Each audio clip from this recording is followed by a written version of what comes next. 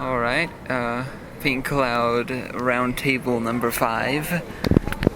We're here with Jax NTP at a pool. At a pool? So this is Pink Cloud over the sea. August 30th. August 30th, yep. Alright, so I think you should start off with a poem. You should read us a poem. Do you know which one you would like to read us? I could read Tambourine Box. Okay, do it. I just saw it right there. So this is an older one. Well, last year in July.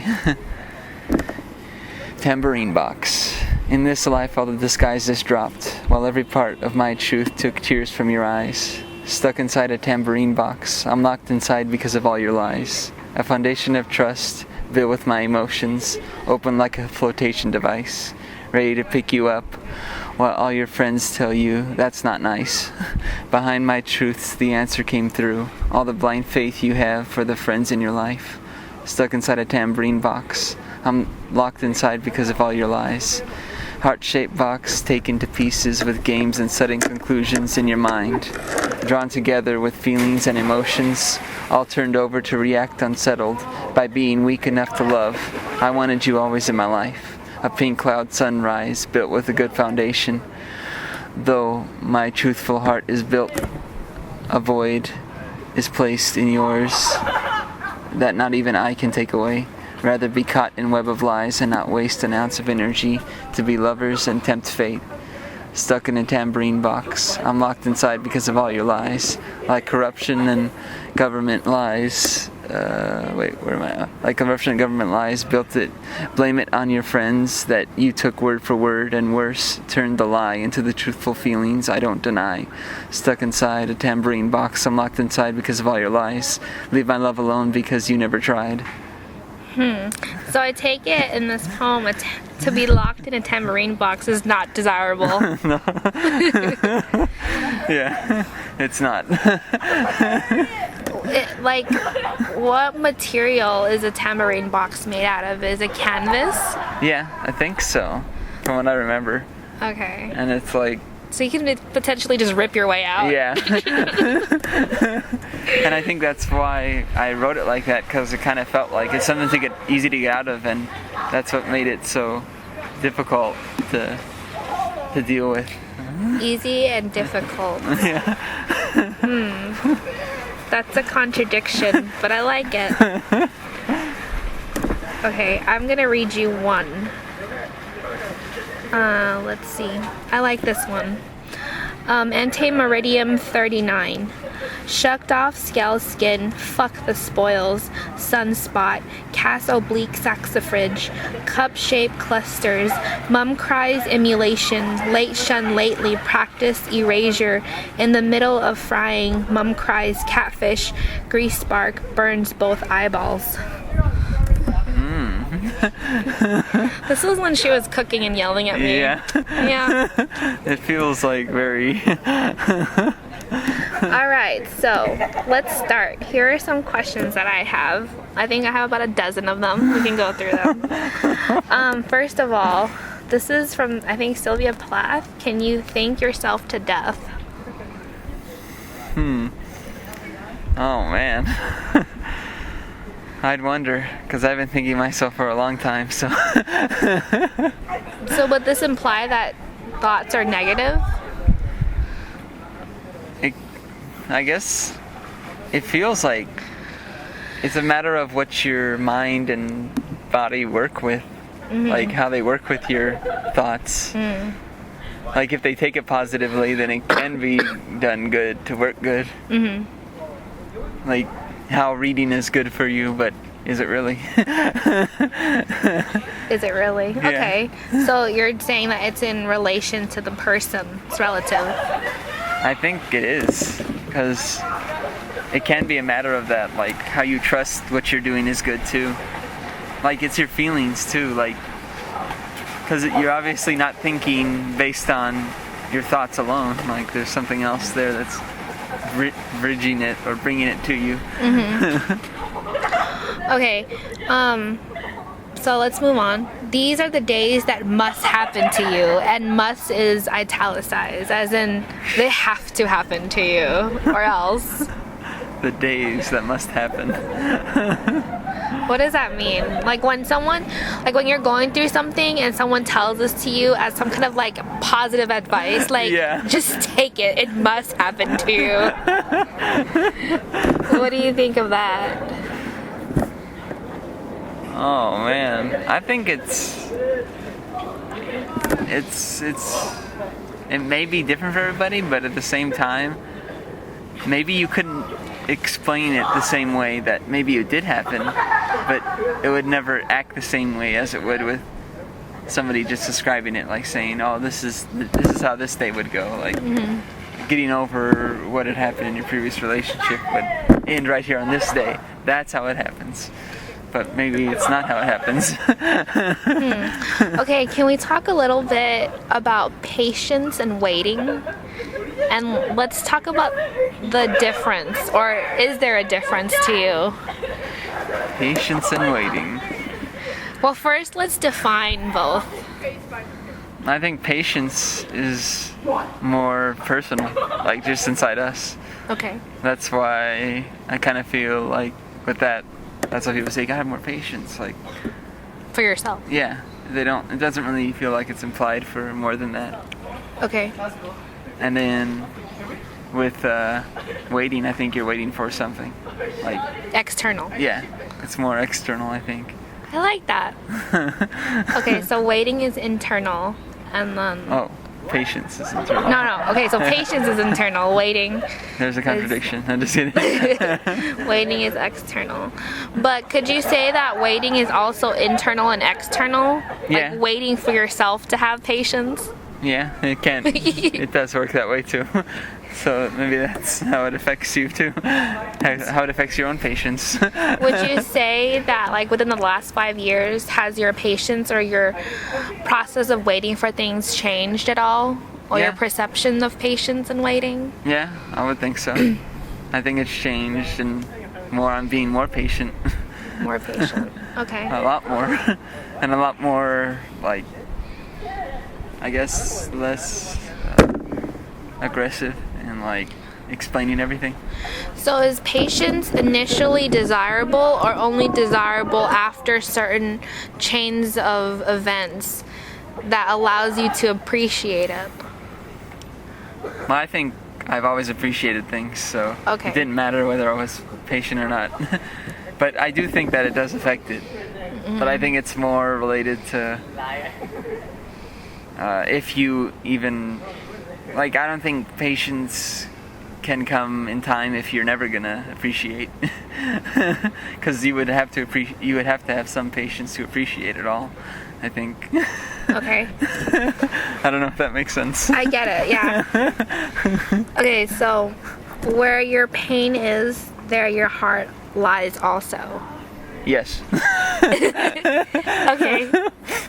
Tell me about this rapid agreement. Tell me more. Well, I think it has to do with being in the middle of nowhere and like Okay. being lost. Like, I think that's what that means too. Like, where the pain and where the heart and the pain is like exactly the same. It feels like being like lost in the middle of nowhere is that too. Like, it's like you're experiencing everything and it's not really held in your hand, it's held in you. Are you still in the middle of nowhere? Yeah. Okay. Even more so now. Even more so now. I feel like I'm swimming in my head. I don't know. See, at first I thought that I wasn't in the middle of nowhere and I so don't want to be there. But then, like, now that I'm there, I realize that I've always kind of been there and just called it something else, Yeah. maybe. So we're always in the middle of nowhere. Well, I don't know. Sometimes we pitch a tent and we Yeah. put a little sign to call it something else, but it's in the middle of nowhere, this tent. Yeah. Okay, so this is more about like relationship or anything about preference. Like when people say it's not you, it's me, I found something else. Like, I realize why you're not my cup of tea because I'm a coffee drinker. I've seen that before. And then I've heard it before, probably too. Yeah, so then I want to not talk about that, but more about, I realized that I don't always know what I want, but I know more about what I don't want. But then that's not always true. So Can't be true, I guess. what do you think about that? Dang. What about people who goes around and says like, I know what I want, okay? And I know what I don't want. I don't think that's true. It's both is too absolute, maybe? I think you can't be absolute. Like, I don't think there's a way to be absolute with that. Right. Even like knowing not what you don't want is like, maybe it's too directed to the experience sometimes. Like saying, oh, I don't like this because what my ex did to me. Oh, yeah. It was very personal. And I don't know if it's always the same thing. Okay, so like the last Pink Clouds I've listened to was like 70 to 73. Yep. And for some reason, like, it made me think in a different way in response to it. And this was one of the things that I was thinking. The art of knowing is knowing what to ignore. So would you say that you disagree or agree with that? The art of knowing is knowing what to ignore. It's hard to say. Like, I wouldn't say willfully ignore, but like, I wouldn't willingly ignore something, but I think if it's like, was there something directly related to it that I was talking about? Or Well, you have bits about like the government and how the people expect certain things from the government. yeah. And then so like at what point like do you just say that I personally can't do anything? And then like you're not gonna start like a rally or anything. Oh, So like, well, I don't think that matters, because a lot of people think ignoring something is just being like, okay, you're just gonna do the normal thing. Well, like, think of it that way. Like, I was born into the system. Technically, I was born into it. I didn't have a choice to say anything about it in the first place. Okay. So I never felt that way either. But at the same time, I think the art of knowing is actually knowing who you are and ignoring the kind of things that tries to take you away from it. Hey, that's really good. Okay, let's write this down. The art of knowing is knowing Who you are. who you are and knowing what to ignore. Tries to take you away from it. So you have to learn, I guess, in a lot of ways. I like that a lot, actually.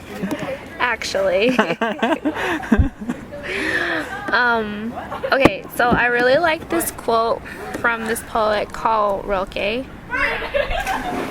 Rainer Maria Rilke.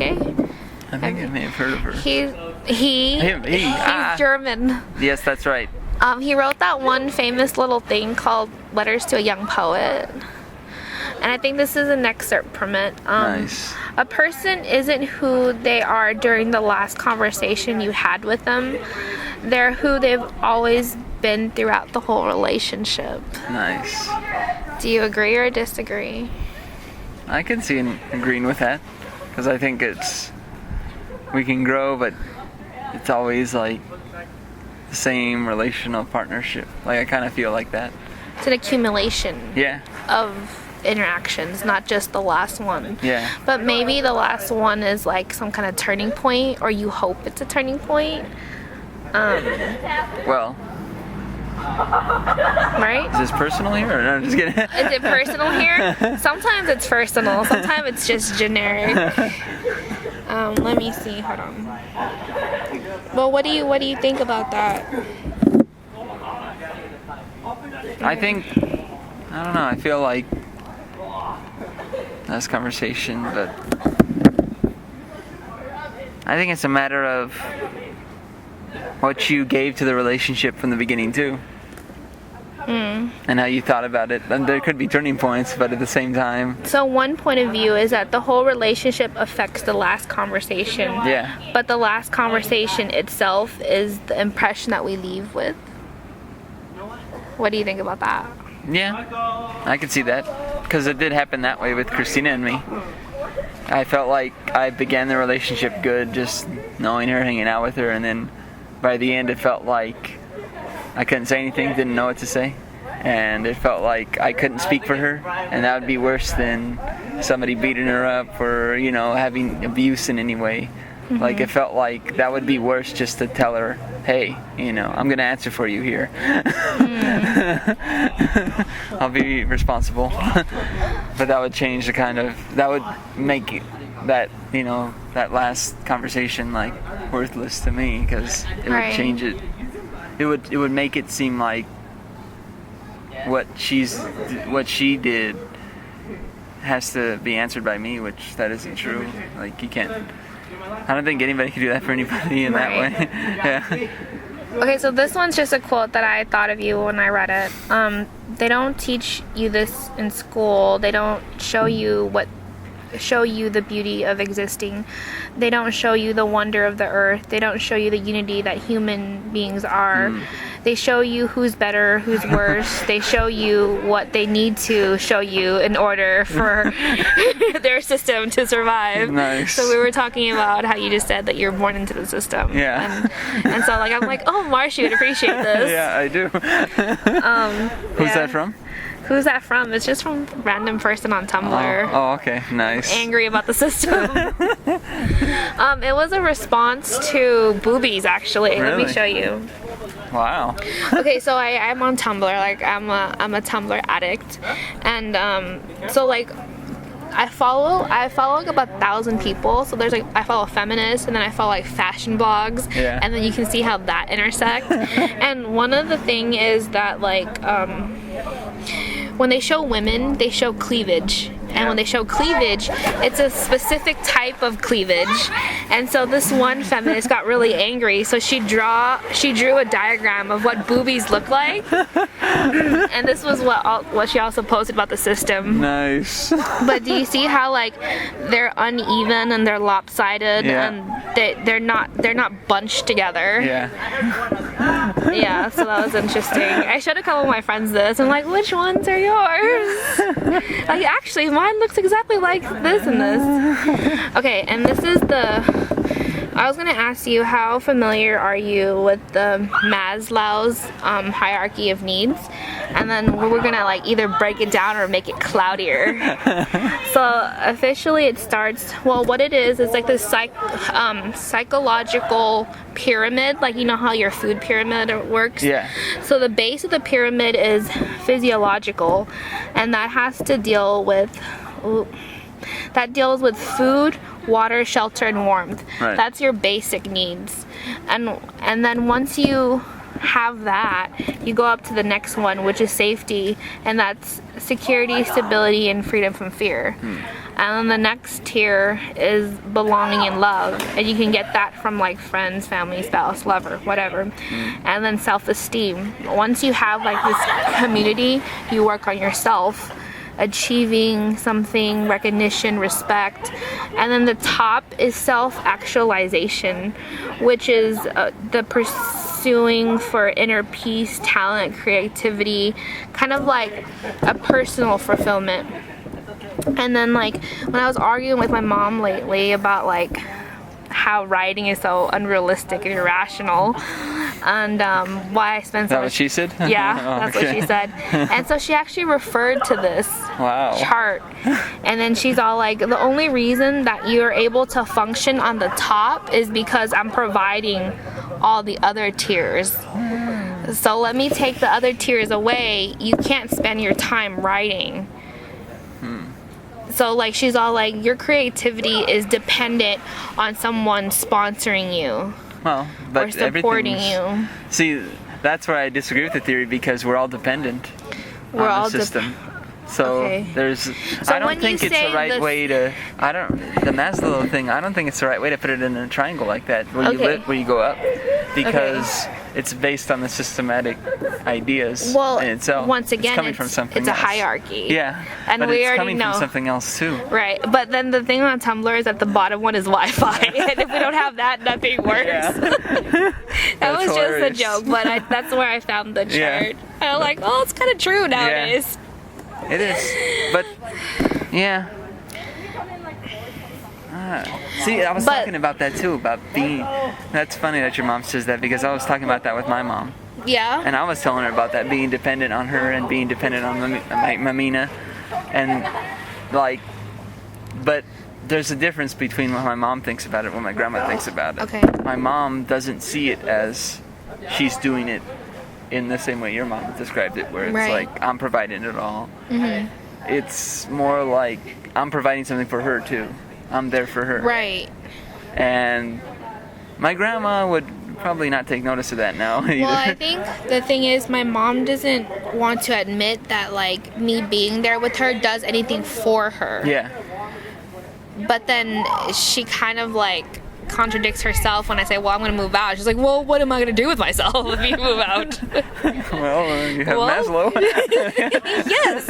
You have your, comfort and your warmth and your lack of fear. Now you can move up. No, but one of the psychological theory is that, like, some people, they're okay with being on the third tier. They never have the desire to achieve the fourth or fifth tier.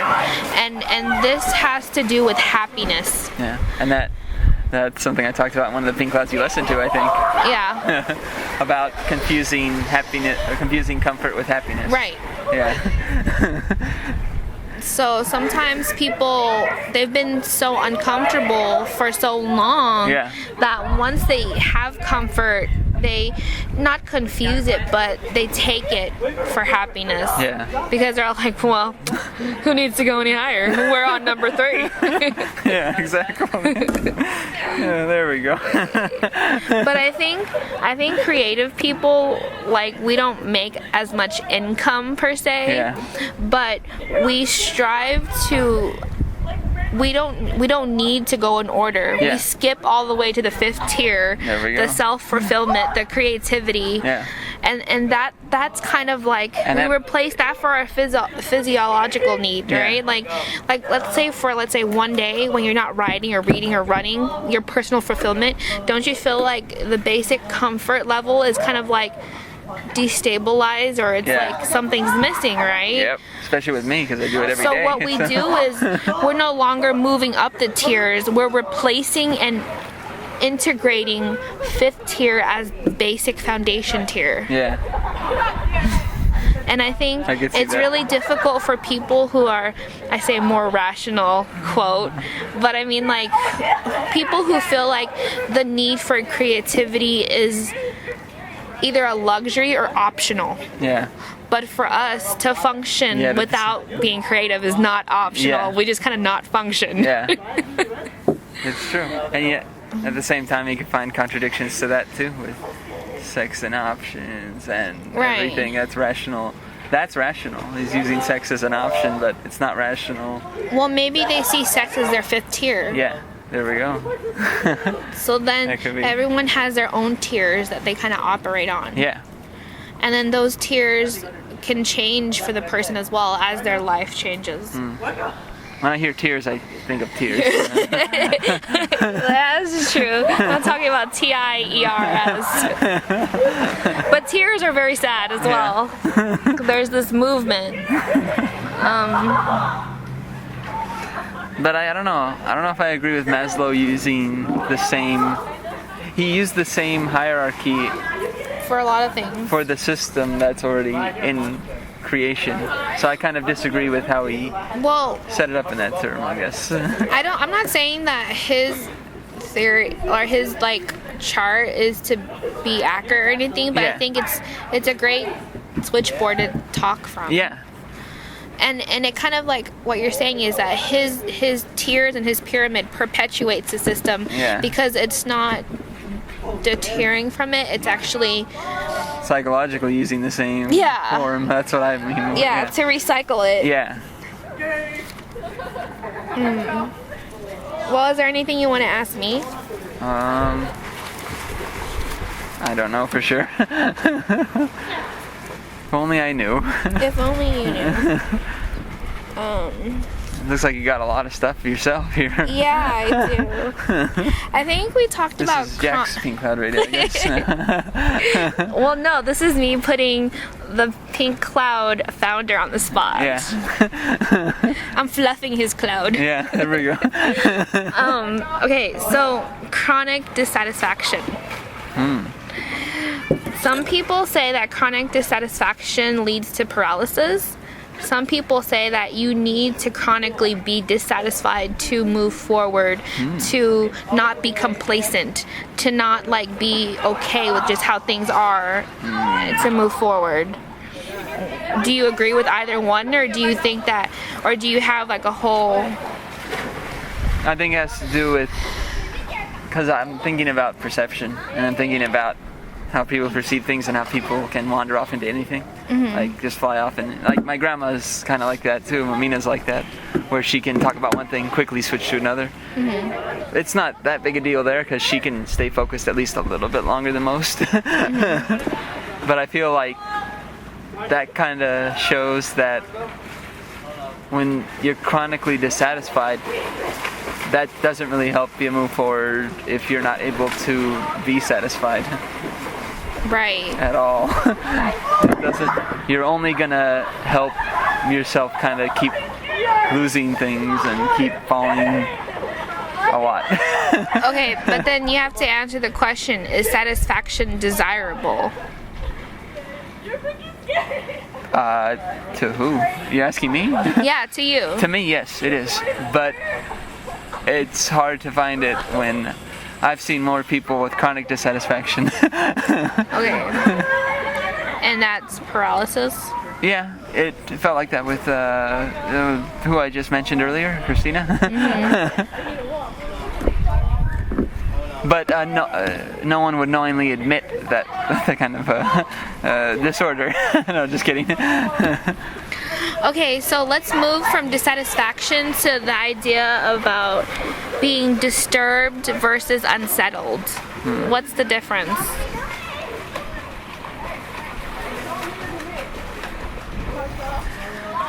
Being disturbed versus unsettled. I think being disturbed is like when you're disturbed by something, you can't be there anymore. I noticed that with certain people that I've been friends with. When I heard one guy say at Cal State Long Beach, I'm going into banking because I want to cheat people because I was cheated. Oh no! So that was his reason to go into banking. So not to fix it, but to be on the other side. Yeah. So that disturbed me enough to walk away from it, I guess. Okay. Walk away from that person. And I think like with unsettled, you're more like not understanding it. Like you're just sort of like, this is not settling me, but it's like what you were saying earlier about writing, that it kind of settles us too, in a way. And when you're settled into something like self-actualization, you kind of have to learn about the rest. So you're saying that disturbance is the moving from the moving away from a focal point. Yeah. And then unsettled is being at a focal point but being like rocked. Yeah. Okay. I think how I was defining it for myself was like to be disturbed, meaning you want to stay in one location but you can't. But to be unsettled, to be unsettled is to not feel comfortable at the place but then thinking that you would be. I don't know. What do you think? Similar. I think it's similar to that one, especially. And I see you wrote letters everywhere at some point. Yeah, just it got a little ridiculous. Okay, can we talk a little bit about resentment and letting go again? Resentment. I don't think I've had resentment. I think it's hard for me to feel that way. But then most people can see that in me, especially at work. A lot of people say you don't seem like a person to get upset or angry. But not to say that doesn't happen. I get upset. I think I want to figure out when I started resenting people and things, and like how it became like a habit to resent. And I think that has to do with like being passive aggressive, like kind of like knowing what you want but foregoing what you want, and then later like regretting it and trying to blame other people, but you don't really blame them, you just resent the shit out of them, and then it becomes tiring. Well, I feel like that's something that my grandma has done that enough, where she feels bitter. A good example is what she does with her past. Like, she's helped people a lot in her past, like even to the point where someone was very sick and she helped them take a bath and everything, next door neighbor. And like, there's a bitterness in her now because of helping people in the past, and it feels like that in itself can be a form of resentment too, where it's like you've created situations where you've helped people, and you've talked about this with me, with Chan and everybody else, and I guess that's where you gotta let go too. Maybe that's where the resentment started from. I think that's when you said in one of your pink cloud that like helping is selfish. Sometimes it is. and like a lot of the time and how good deeds needs to be punished because you just want to do it to be a good deed doer. I don't, and I think that's why although I've been punished for it too, but mostly it was by a person who basically admitted their faults. Who punishes you or anyone? Well, you don't need to punish people literally, like go sit in the corner. Go sit in the corner. Yeah, punishment is different from that. Like, it's like karma or something like that, where something comes back to you or something is attacking you, literally. Like with Christina, for example, where, I know I'm bringing this up again, but it's just something that I'm in the middle of nowhere with, so I think it's fair to bring it up. Well, I think the more you bring it up, the easier it is for you to let go, right? Yeah. Bringing her up is like your own language of letting go. Yeah. If you don't speak that language, you will. What happens to the language? Maybe it stays in too long. Okay, so there is this like field of thought where like certain poets or like writers believe that they shouldn't be immersed in new culture. Like, you know how there are people like, oh, I'm a writer, I want to go see the world and write about it. Yeah. And then there's other people's like, no, I do not want to see the world. The world's gonna pollute my like imagination. So I need to stay in one area and write my stuff. Write again and again and keep going. And not let anyone see it. Yeah. What do you think about that? I think it can be both ways, really. Because I guess there's a difference between what you do in the world when you go. Because obviously there's something that makes that person that stays in the same place stay there. There has to be something that's keeping them out of the rest. So they're satisfied and they're disturbed by the world, maybe. And that could happen, you know. Like for me, I don't think it's really a disturbed thing. It's more, there's something I'm doing in the place that I'm at right now. Like for me personally. And I feel like that's why for some people maybe it is better to travel and find something out there too. I don't know. I guess I never really thought about it. That's all. Well, do you have a desire to travel? I'd like to. But I don't know exactly what to do. People say a lot like, I like to travel, that's what I want to do, like I want to travel. Like, what does that mean? Is that the dissatisfaction of where you are currently? Or is that just the desire to accumulate more experiences that you feel like you can't experience being in the specific location that you are? Can be a little bit of both, really. Feels like it is. Like with my mom, she's tired of, staying in the same place, but then she kind of is happy too. She's very happy, like with me there, and knowing that I am there, and I'm always bringing her good positive stuff too, and just talking with her about everything, reading her my poems even. Just everything sort of sheds a lot more light. Well, okay, so say you and your mom travel together. You're gonna have a place where you go home to at night to sleep, and the conversations will be the same. Yeah.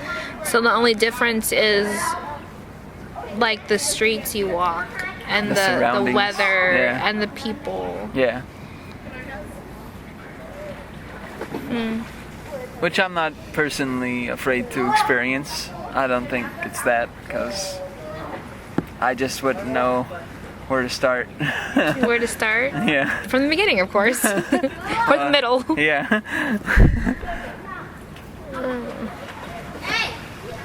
But that's how I feel about it, I guess. I don't know. I think you should read us another poem. Yeah. Want me to read a new one or an old one? Because those are older ones. Read a new one. Let's mix it up. Okay. I'll read. Which one should I read? What are they about? Laser beams. Your writing Stolen is Crowd. getting neater and neater. Yeah. Mind of Cloud 9. Yeah, read that one. Okay. Pretty long too. Nah, it's like 2 pages. 3. 3. That's it. 3 pages. Yeah. Mind of Cloud 9. This grown conscience that seeps into being no longer. A slap in the face tack, bitter and be better. Never do unto others. The fake well-being needs no healing wounds to puncture through a new one. Mourning losses turned inside out. Explained a nosedive by kicking in until broken door. Clatter of noises rushed those away, not willing to keep on going in a gaze. Eased into a labeled nerd group, able to pay attention with reading, writing, researching the lies and truths. Monotone repeater, drowned by angst and futile. Won't die trying attitude. Risk already in passion. Edge, the fighting will be a show of aggression.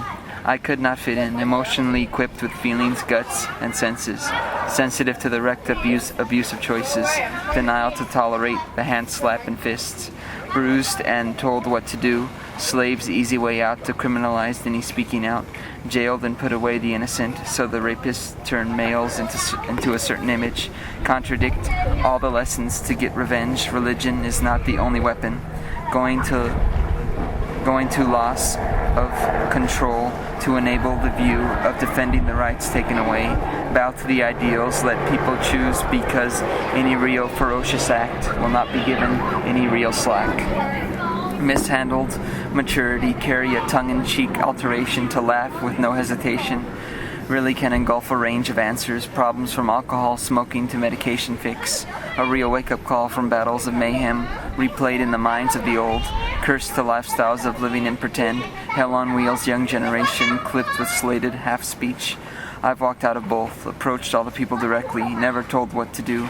Pink cloud lives on in remains. To many, just a spent quick fix of aggressive voice, tempered from past rejections. The cold front is all the pity from many to carry on. Apathy and white torpedoes shooting my heart out. No way in name calls, a bullying of useful acts to get back from my own acting alone. Don't even need to engage in revenge. Been bullied all my life, a frail, biased way to use intimidation, just to get all in one way. Telling the mind of Cloud 9 resorts to not be an option. Full figure and no second hand, chipped away from pieces that ask for change from who I be. Empathy given freely, though a host of sources opened up that removed the reason of doing more. Stampede of chances, say so. I've rolled eyes to the choking hands, gripped the cold palms against my neck. Punching bag, what the heck? An object has sand that now requires my soul. The celebration to hang through, walking over broken glass with high heel shoes. Wrong or right has reversed, plunged into drains that our circle, nobody wants to leave this desert, dissolved into dismay by the contradictory figureheads, trusted by digesting every little bit, used and confused, putting up images of kindness to replace all the disrespect. Kicked the ass, though it turned out that piece of crap was a kind and friendly. Got views that lied about what matters, a pride so high that ego went pasted Icarus, flying at the sun. Fallen down crimes and betrayals are no discomfort for those needing to suck the innocent and well-doing dry. Replenish health by standing in good, while top-down theory hangs across to keep despair coming out of me. flesh connected, though I never want to tangle webs. Continue to digest and feel all the learned lessons. Step out of the box, verge on with all flaws. Cover up the lines to expose the way they like.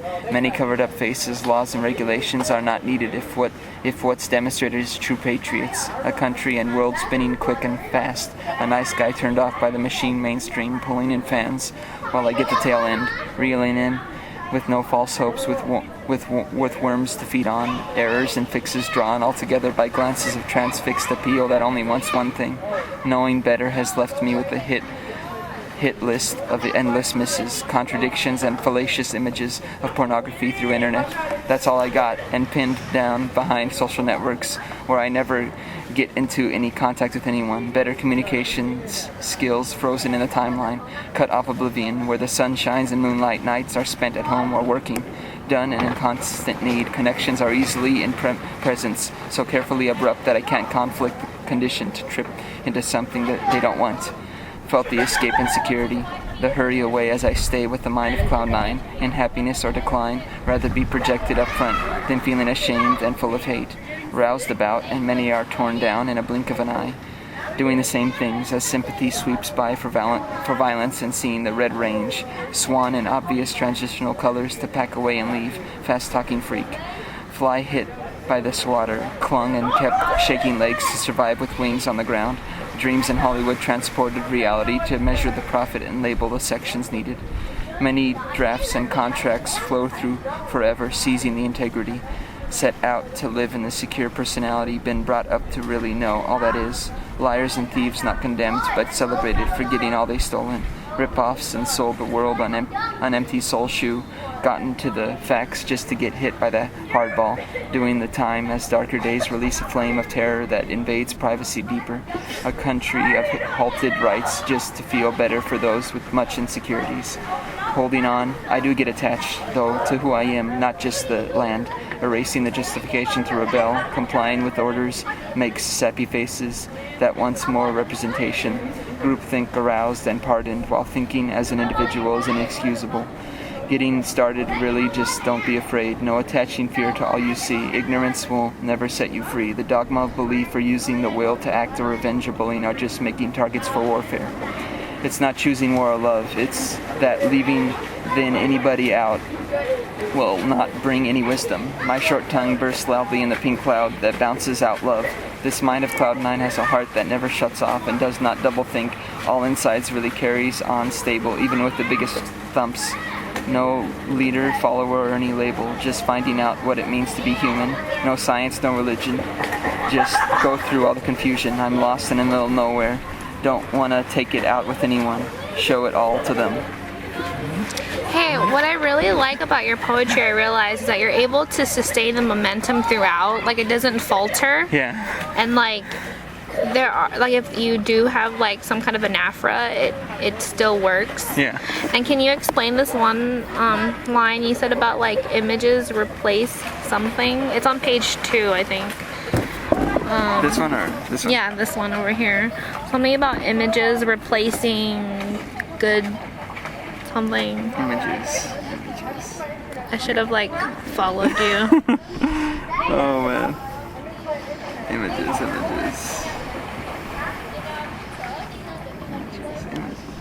I know I said images, that's true. Not the fellatio part, it was before that. It's like images used to replace kindness, or there we go. Or used to replace. You wanna know what I was talking about there? Yeah, and what were you thinking about when you said that specifically? I thought about how sometimes people will do that to someone who's kind, or something that's nice and kind, they'll try to destroy it. Okay. And I think that's what I meant by replacing an image. So like, you don't have to take it out on the bad person, so you don't have to worry about anything coming back to you. You just take it out on something that's good. Oh dear.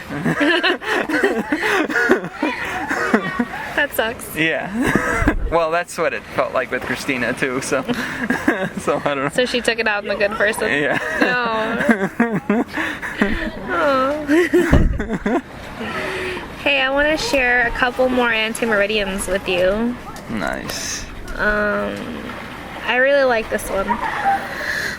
27. A deja vu that won't quit vooing. 3:15 mid-morn mist, the sprinklers right on time, chafing prickly pears, thistle moonlit cactus, snails conjugate, sketch slime trails, smoke curls from your mouth like commas in a single filed linings. The feral cat found herself a friend, cicadas twine realizations that you're always my unfinished sentence as I listen to cold-hearted pussies rendezvous Miss Periwinkle sawdust. Nice. And then one more. I think this one's another a deja vu that won't quit vooing. But this one's 31. Oh, okay, got it.